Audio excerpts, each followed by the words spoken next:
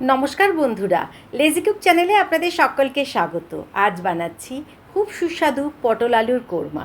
তো এর জন্য 10টার মতো পটল নিয়েছি, একদম তাজা পটল। 5টা কাঁচা লঙ্কা, 1 ইঞ্চির মতো আদার টুকরো নিলাম, 2টো আলু আর 2টো টমেটো। পটলগুলোকে একদম অল্প অল্প করে খোসা ছাড়িয়ে 2 ভাগ করে কেটে নিয়েছি। একটা আলুকে আমি 4 ভাগ করেছি। টমেটোটাকেও আমি একইভাবে কেটেছি। প্রথমে একটা মিক্সিং বোলের মধ্যে আমি আদা আর কাঁচা লঙ্কা পেস্ট করে নিলাম। আর এখানে কাঁচা লঙ্কাগুলো লাল ছিল বলে পেস্টটা লাল হয়েছে। টমেটোটাকেও আমি একইভাবে বেটে নিলাম। এবার গ্যাসে কড়াই চাপিয়ে মোটামুটি 3 চামচের মতো সর্ষের তেল গরম করে প্রথমে অর্ধেক করে কেটে রাখা পটলগুলোকে খুব ভালো করে ভেজে নেব। হাফ চামচেরও কম আমি এখানে নুন মিশিয়েছি। বন্ধুরা, প্লিজ পুরো ভিডিওটা দেখবেন। ভালো লেগে থাকলে প্লিজ একটু কমেন্ট বক্সে জানাবেন, লাইক দেবেন। আর নতুন বন্ধুরা যদি ভালো লেগে থাকে প্লিজ আমার চ্যানেলটাকে একটু সাবস্ক্রাইব করবেন।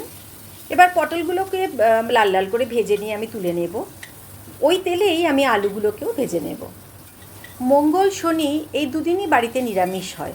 আর এখন তো বাজারে পটল, ভেন্ডি আর নইলে লাউ, চাল কুমড়ো এছাড়া তো কোনো সবজি সেরকম পাওয়াই যায় না। তাই ভাবলাম আজকে পটল আলুর কোরমাই করি নিরামিষভাবেই। এখানে আমি আলুর থেকে পটলটাই একটু বেশি দিয়েছি। এবার আলুগুলোকে লাল লাল করে ভেজে তুলে নেব।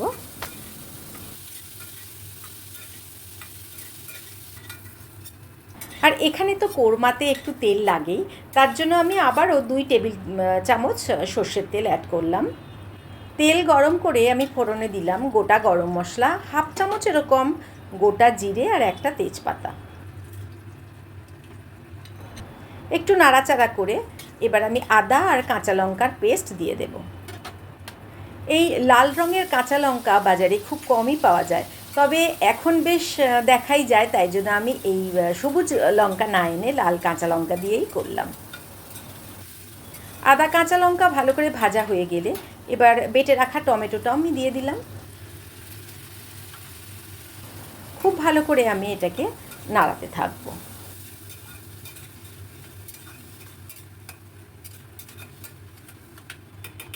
কিছু গুঁড়ো মশলা আমি অ্যাড করব, হাফ চামচ করে, যেমন ধনে গুঁড়ো, জিরে গুঁড়ো, কাশ্মীরি রেড চিলি পাউডার আর হলুদ। এবার খুব ভালো করে মশলার সঙ্গে কষাবো।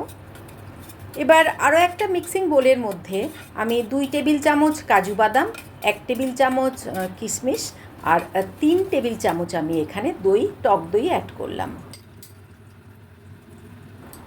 অল্প জল দিয়ে আমি একটা ফাইন পেস্ট তৈরি করব। এবার কড়াতে যে মশলা কষাচ্ছিলাম ওখান থেকে অল্প অল্প করে তেল ছেড়ে এসছে। এই অবস্থায় খুব সামান্য আমি একটু জল মেশালাম, যাতে কড়ার নিচে মশলা লেগে পুড়ে না যায়।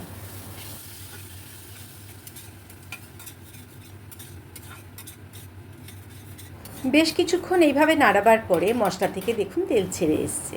এই অবস্থায় দিয়ে দিলাম স্বাদ মতো নুন।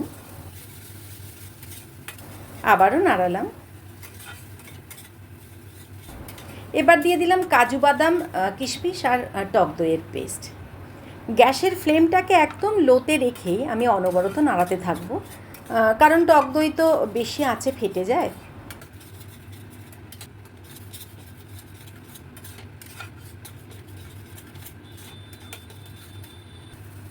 এবার দিয়ে দিলাম 1 চামচের মতো চিনি। আমি একদম নিরামিষভাবেই করছি, তাই তো একটু মিষ্টি লাগেই, তার জন্য একটু চিনি দিলাম। যে মিক্সিং বোলের মধ্যে আমি কাজু বাদাম টক দইয়ের পেস্ট করেছিলাম ওটাতে হাফ কাপের মতো আমি জল ভালো করে নাড়িয়ে সেই জলটা দিয়ে দিলাম। আমি আরও হাফ কাপের মতো জল মেশালাম। টোটাল 1 কাপের মতো জল দিলাম। ঝোল ফুটে উঠলে ভেজে রাখা আলু আর পটল এর মধ্যে দিয়ে দেব। নাড়াচাড়া করে আমি প্রায় 10 মিনিটের জন্য একটু ঢাকা দিয়ে রাখব। আর এখানে তেজপাতাটা তো আর কাজ নেই, আমি এটাকে তুলে ফেলে দিলাম।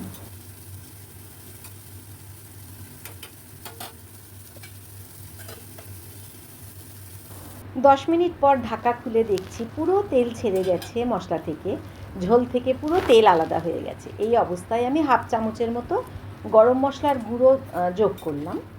রান্না একদমই শেষ। এবার অল্প নাড়াচাড়া করে আমি এটাকে নামিয়ে নেব। খেতে অপূর্ব লাগে। নিরামিষ দিনের তো একটা অনবদ্য, রুটি, পরোটা কিংবা ভাত যে কোনো কিছুর সঙ্গেই খুবই ভালো লাগে খেতে।